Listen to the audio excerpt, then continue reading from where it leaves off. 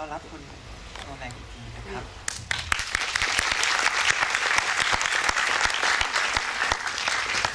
Sorry, you have to cut the sound because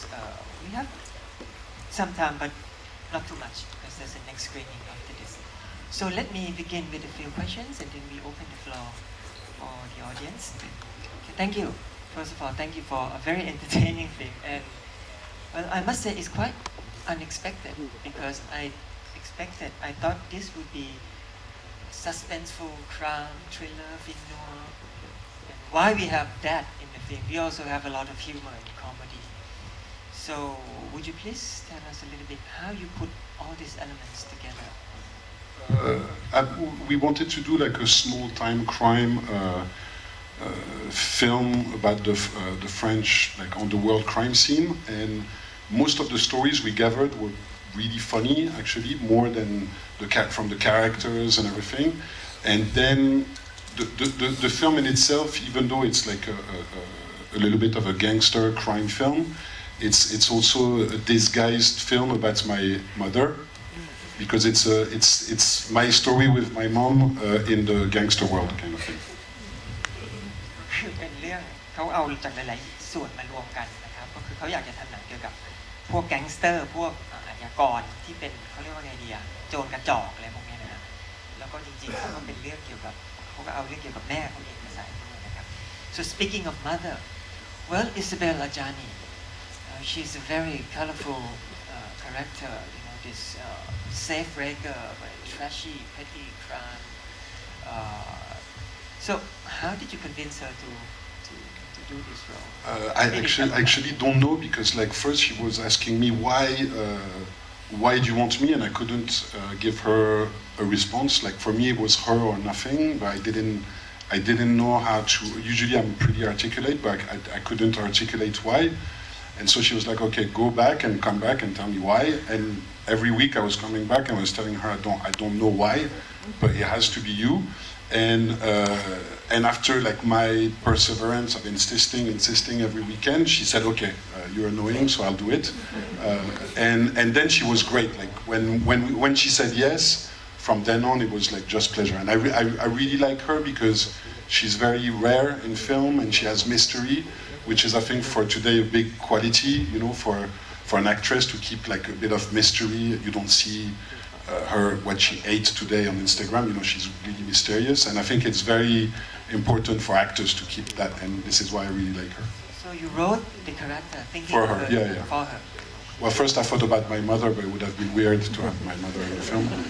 So yeah. But she demanded a reason why you wanted to cast her. Yeah. Yes. But I didn't have the, you know. Usually you saying I didn't want to lie or to say, oh, it's because this or this. I was like, it has to be you, otherwise I don't know what I'm going to do. ครับคือผมถามว่าเขาแคสอิซาเบลอาจารย์นี่เล่นเป็นแม่นะครับคือไปโน้มน้าวยังไงให้อิซาเบลอาจารย์นี่มาเล่นนะครับเขาก็บอกว่าเขาเขียนตัวละครตัวนี้โดยหวังว่าจะให้อิซาเบลอาจารย์นี่เล่นเท่านั้นแล้วก็ไปบอกอิซาเบลอาจารย์นี่อิซาเบลอาจารย์นี่ก็ถามว่าทำไมถึงต้องเป็นเขาก็ตอบไม่ได้นะครับคือไม่มีเหตุผลแต่ว่าเขาก็ตื้อไปถามทุกอาทิตย์แล้วอิซาเบลอาจารย์นี่ก็ถามอยู่นั่นแหละว่าทำไมคืออยากจะรู้เหตุผลแต่ว่าเขาก็ตอบไม่ได้นะครับคนโรแมนก็ตอบไม่ได้สุดท้ายอิซาเบลอาจารย์นี่ก็ยอมครับบอกว่าโอเคบอกว่าก็ยอมเล่นให้นะครับ Again, Vincent Cassel, I didn't expect him like this. You know, I thought he would be the most vicious person in the room. He would be cool and like doing yes, he cool would be things. the most violent, the most vicious, the one we fear the most. And he came across as a very ineffective and a little bit of an idiot, I must say. So. Yes, but a likable idiot. I think because I've worked with Vincent before and we're good friends, he did my first film and produced it and starred in it. And so usually he's really cool in films and he's mean and he beats people up and everything. And I wanted to make him ugly and a bit dumb, but very likable in some ways. And I think Vincent has a very humoristic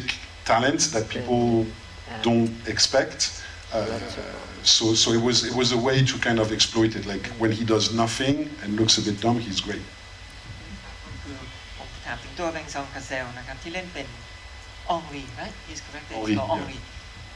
ที่เป็นดาราฝรั่งเศสชื่อดังนะครับมักจะเป็นเล่นบทเท่ๆหรือไม่ก็โหดๆนะครับแต่ว่าเรื่องนี้ก็ดูแบบที่เห็นนะครับเป็นโจรซึ่งไม่ค่อยได้เรื่องเท่าไหร่นะเป็นตัวประกอบมากเขาบอกว่าเขาเคยทำงานกับแบงซองคาเซลมาก่อนนะครับแล้วก็เขารู้สึกว่าแบงซองเป็นมีด้านอีกด้านหนึ่งซึ่งคนไม่ค่อยเห็นก็คือด้านที่มีตลกซ่อนอยู่คือทำหน้าตายหรืออะไรแบบนี้ก็คนซึ่งเป็นมุมของแบงซองคาเซลซึ่งคนไม่ค่อยเห็นเท่าไหร่เขาก็อยากจะนำสิ่งนั้นออกมานะครับthe setting in Spain I was talking to my friend I was not quite sure where that was it's a place called Benidorm. Yeah, it's in Spain, but it's not even Spain. It's like it's a city it's a bit like a stupid Miami in Spain, where there's no Spanish people. It's only English people that go there to drink and get drunk. So it's in Spain, but it's not really Spanish. Benidorm, yeah. We were thinking maybe Gibraltar, but Gibraltar is not. It's not that. No, it's Benidorm. And why did you say to Benidorm? I went when I was 18 years old, and it looks amazing. And it's also a city like those type of story happen more in the south, in Marbella and cities like this. But Benidorm visually looks like the end of the world to me. You know, it's like drunken English, drinking and being all red and everything. It looks like really the end of the world. So like it was really interesting visually and like also like thematically for the film. Actually, it reminds me a little bit of a town in Thailand. Pattaya. Pattaya, which is not the end of the world, maybe the beginning of the world, but it's the same thing maybe. So, okay, ผมถามว่าไอ้สเปนนี่มันที่ไหนนะครับที่มีตอนท้ายนะครับเขาบอกว่าเป็นเมืองชื่อเบนิโดซึ่งคล้ายๆกับไมอามี่แบบแย่ๆนะครับก็คือเป็นที่ที่ไม่มีคนสเปนเลยแต่ว่ามีแต่พวกคนอังกฤษไปกินเหล้าเมากันนะครับก็อย่างที่เห็นในหนังนะครับแล้วเขาก็รู้สึกว่ามันเป็นเหมือนอะไรนะ end of the world มันเป็นสถานที่ที่มันทุกอย่างมันดูอย่างที่เห็นนะครับเหมือนวันสิ้นโลกนี่ทุกอย่างมันเละเทะมันแย่ไปหมดก็เลยเป็นโลเคชั่นเป็นเซตติ้งสำหรับเรื่องของเขานะครับคนดูอยากจะถามอะไรที่ฉายลงนะครับเป็นดราฟที่เท่าไหร่แล้วก็มีฉากที่ถูกตัดออกมาเยอะไหมจากฟุตทั้งหมดที่ถ่ายมาเลยครับ the version that we have seen and that we are releasing in the cinemas how much did you cut out of the footage and how much footage did you shoot and how much did you have to cut to make the final film? Well, there's no scenes that we shot that we cut because as you see the film is very intertwined. Like if you take off one thing then you don't understand most of the rest. So it's mostly all in the film. Like there's no extra scenes. There's a lot of scenes with Putin, the gangster that's crying over his dog and that's a little bit fragile gangster. We had a lot with him because he was great, but then it turned into like a one-man show. But we had scene where he had an imaginary friend and was fighting and crying with his imaginary friend.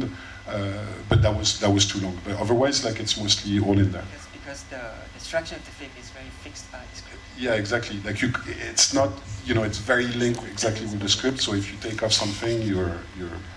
can't do it. เขาบอกว่าเพราะพล็อตเนี่ยมันล็อกกันหมดอยู่แล้วเพราะฉะนั้นมันไม่ได้มีซีนไหนซึ่งมันนอกเหนือออกไปที่ถ่ายแล้วไม่ได้ใช้เพราะว่าด้วยเนื้อเรื่องเนี่ยมันล็อกกันอยู่แล้วคือมันก็ต้องใช้ตามนั้นไม่งั้นมันก็จะเล่าช็อตไม่ได้ยกเว้นว่ามีฉากที่ปูตีนไหมปูตีนก็คือไอตัวหัวหน้าโจรที่ชอบหมาครับคือเพราะคนนั้นเขาเล่นเก่งเล่นได้มันมากอะไรเงี้ยเขาก็เลยถ่ายไว้เยอะแบบฉากที่คนนั้นเล่นคนเดียวแต่ตอนหลังก็ไม่ค่อยได้ใช้เพราะว่ามันเหมือนกับว่าคนนั้นก็เล่นโชว์เยอะไปหน่อยอะไรเงี้ยมันไม่ได้เกี่ยวกับเรื่องครับเชิญต่อ